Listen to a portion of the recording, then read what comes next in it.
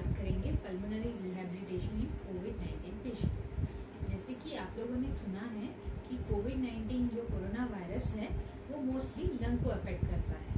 अब हम लंग को ये कैसे अफेक्ट करता है, तो सबसे पहले मैं आपको बताती हूँ लंग की कोई भी जो बीमारी रहती है वो 3 इसमें डिवाइड होती है। तो पहला रहता है ऑब्स्ट्रक्टिव लंग डिसऑर्डर, दूसरा रहता है रेस्ट्रिक्टिव लंग डिसऑर्डर और तीसरा रहता है मिक्स्ड लंग डिसऑर्डर। अब बात करते हैं सबसे पहले ऑब्स्ट्रक्टिव लंग डिसऑर्डर। अब जैसे कि ये शब्द ही बताता है ऑब्स्ट्रक्ट कर रहा है, तो ये किसको ऑब्स्ट्रक्ट करता है? ये हमारे एयरवेज को ऑब्स्ट्रक्ट करता है, यानी सांस लेने की नली को ऑब्स्ट्रक्ट करता है। इसकी वजह से क्या होता है कि जो हम सांस लेते हैं वो अंदर ही ट्रैप हो जाती है, यानी कि अच्छे से ऑब्स्ट्रक्टिव लंग डिसऑर्डर के पेशेंट्स सांस बाहर नहीं निकाल सकते। तो इसमें ये पेशेंट्स को सांस फूलने की ये तकलीफ होती है। अब दूसरी बात आते हैं रेस्ट्रिक्टिव लंग डिसऑर्डर। जैसे कि ये टर्म ही बताता है रिस्ट्रिक्ट करता है, ये लंग को उतना एक्सपांड नहीं होने देता। जैसे कि हमारा जो लंग है एक गुब्बारे के जैसे, बलून के जैसे है, उसको इलास्टिसिटी रहती है। तो ये रेस्ट्रिक्टिव लंग डिसऑर्डर में क्या होता है कि उसकी जो इलास्टिसिटी है वो कम हो जाती है, इसीलिए वो थोड़ा सिकुड़ जाता है या छोटा हो जाता है। और मिक्स डिसऑर्डर जो रहता है उसमें दोनों भी रहते हैं, ऑब्स्ट्रक्टिव भी और रेस्ट्रिक्टिव भी। तो अब हम बात करते हैं कोविड-19 क्या है। कोविड-19 जो है ये रेस्ट्रिक्टिव लंग डिसऑर्डर है, यानी कि ये लंग्स को थोड़ा सुकड़ा देता है। अब ये कैसे सुकड़ाता है? जैसे कि आप लोग सबको पता है कि कोविड-19 जो है एक कोरोना वायरस जो है हमारे लंग्स में जाता है। अब लंग्स में जाके वो वहाँ लंग्स के कोई टिश्यूज को मारता है। अब जैसे ही वहाँ वो अटैक करता है तो क्या होता है, जैसे कि हमको कभी कोई चोट लगती है तो चोट लगने से क्या होता है, चोट जैसे भरती है तो हमको जख्म दिखाई देता है, स्कार फॉर्मेशन होता है। वैसे ही हमारे लंग्स में कोरोना वायरस बार बार चोट मारता है और वो जब रिकवर होता है तो स्कार फॉर्म होता है। जैसे ही स्कार फॉर्म होता है उससे हम लोग फाइब्रोसिस करते हैं। अब फाइब्रोसिस से क्या होता है कि लंग थोड़ा सिकुड़ जाता है, उसकी इलास्टिसिटी कम हो जाती है। तो इसकी वजह से ये पेशेंट्स में काफी तरह आप लोगों ने देखा होगा, ये लोगों को दम भरता है, जल्दी थक जाते हैं, ज्यादा देर तक अपनी नॉर्मल रूटीन के काम भी नहीं कर सकते, ज्यादा देर तक डिस्टेंस में वॉक भी नहीं कर सकते, ये इनको तकलीफें आती है। जो ये कोविड-19 अफेक्ट करता है लंग्स को, वो restricted type of lung disorder हो जाता है। तो हम लोग जो ये पल्मोनरी रिहैबिलिटेशन देते हैं, अब इसका क्या उपयोग है कोविड-19 पेशेंट में? अब पल्मोनरी रिहैबिलिटेशन जो है ये इस पे काफी रिसर्च हो चुकी है। ये ऑब्स्ट्रक्टिव लंग डिसऑर्डर में भी काम आता है, रेस्ट्रिक्टिव लंग डिसऑर्डर में भी काम आता है और मिक्स्ड लंग डिसऑर्डर में भी काम आता है। अब पल्मोनरी रिहैबिलिटेशन के बहुत सारे भाग है, जैसे कि उसमें ब्रीदिंग एक्सरसाइज सिखाई जाती है, मसल की फ्लेक्सिबिलिटी बढ़ाने की एक्सरसाइजेस बताई जाती है, मसल की ताकत यानी स्ट्रेंथ बढ़ाने की एक्सरसाइजेस बताई जाती है, मसल का एंड्योरेंस बढ़ाने की एक्सरसाइजेस बताई जाती है। अब ये सारी एक्सरसाइजेस ऑब्स्ट्रक्टिव लंग डिसऑर्डर को भी दी जाती है, रिस्ट्रिक्टिव को भी दी जाती है और मिक्स को भी दी जाती है। पर अब इन तीनों की पैथोलॉजी अलग अलग होने की वजह से कौन सी एक्सरसाइज किसको देनी चाहिए ये एक क्वालिफाइड फिजियोथेरेपिस्ट ही आपको बता सकता है। तो हमारे पास हम क्या करते हैं, हम तो ये लंग्स को ये डैमेज हो गया और उसकी वजह से फाइब्रोसिस हो गया।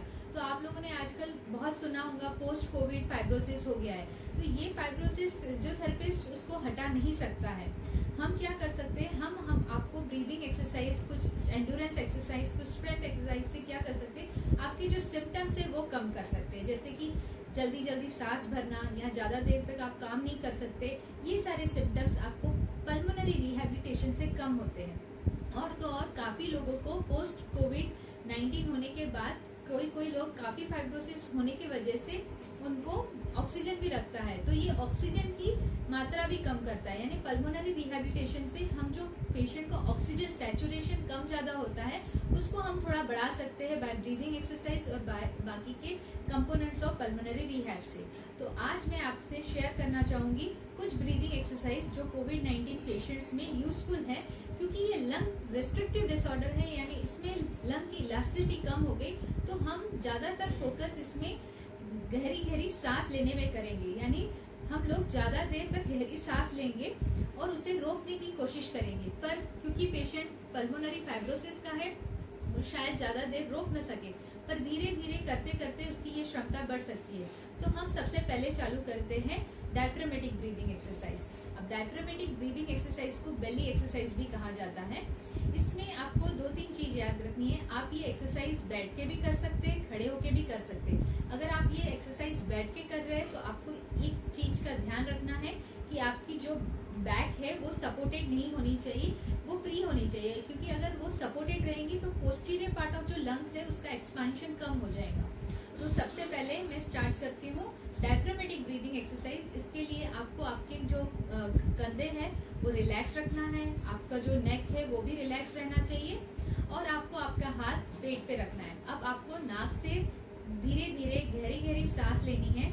ऐसी सांस लेनी है कि आप जब सांस लेते हैं तो आपका पेट बाहर आए, फिर धीरे धीरे आपको मुंह से छोड़नी है, इस तरह जैसे कि आप कोई एक मोमबत्ती को बुझाने की कोशिश कर रहे हैं। जो सांस छोड़ने की प्रक्रिया है वो धीरे धीरे होनी चाहिए, और जो सांस लेने की है वो धीरे धीरे होनी चाहिए, पर गहरी होनी चाहिए। यानी आपको गहरी सांस अंदर लेना है और धीरे धीरे मुंह से छोड़ना है।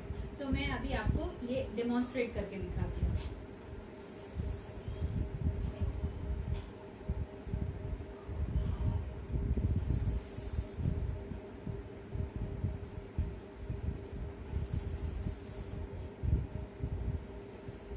ये हो गया डायफ्रामेटिक ब्रीदिंग एक्सरसाइज। अब दूसरी जो ब्रीदिंग एक्सरसाइज है वो चेस्ट मोबिलिटी एक्सरसाइज या चेस्ट एजिलिटी एक्सरसाइज। इसमें आपको दोनों भी हाथ साइड में रखना है, और इसमें भी सेम आपको नाक से गहरी गहरी सांस लेनी है और धीरे धीरे मुंह से छोड़नी है।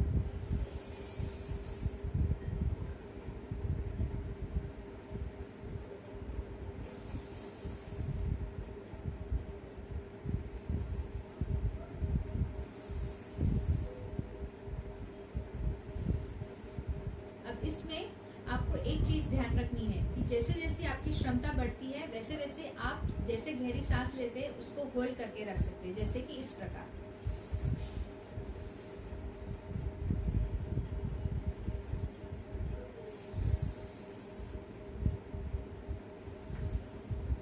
अब ये हो गया चेस्ट एजिलिटी एक्सरसाइज। इसमें और एक एक्सरसाइज है, आप दोनों हाथ आपके सर के पीछे रख सकते हैं। जैसे लंबी सांस लेंगे दोनों हाथों को दूर करेंगे।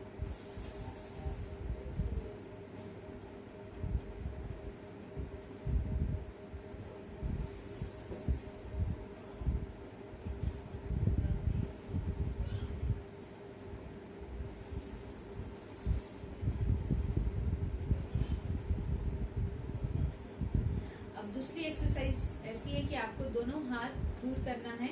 जैसे जैसे लंबी सांस लेंगे आपको एक साइड पे बेंड होना है।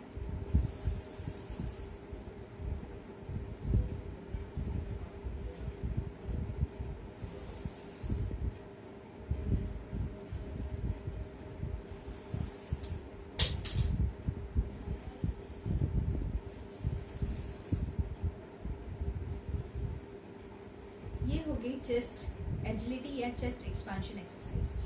अब आते हैं हम डीप ब्रीदिंग एक्सरसाइज के लिए। तो इसके लिए आपको दोनों हाथ अपनी छाती पे रखना है, लंबी गहरी सांस लेना है और 3 सेकंड तक होल्ड करना है।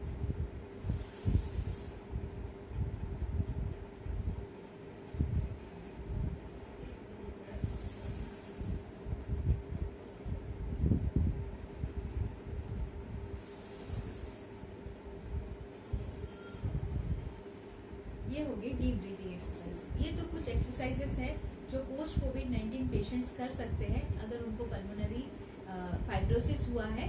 ये ब्रीदिंग एक्सरसाइज बहुत यूजफुल है, पर आपको एक चीज याद रखनी है कि आपको जो भी ब्रीदिंग एक्सरसाइज करनी है वो आपको फोकस करना है कि आप सांस गहरी गहरी ली और ज्यादातर उसे रोक के रखिए। ये आपका मेन उद्देश्य रहना चाहिए। पल्मोनरी रिहैबिलिटेशन में सिर्फ ब्रीदिंग एक्सरसाइजेस नहीं आती, इसमें और बहुत सारी चीजें एक्सरसाइजेस रहती है, जैसे muscle strengthening exercise, muscle flexibility exercise, muscle endurance exercise, जो कि मैं अभी इस वीडियो के जरिए नहीं शेयर कर रही हूँ। अगर आपको पोस्ट कोविड-19 पल्मोनरी रिहैब है तो आप कंसल्टेशन ले सकते हैं।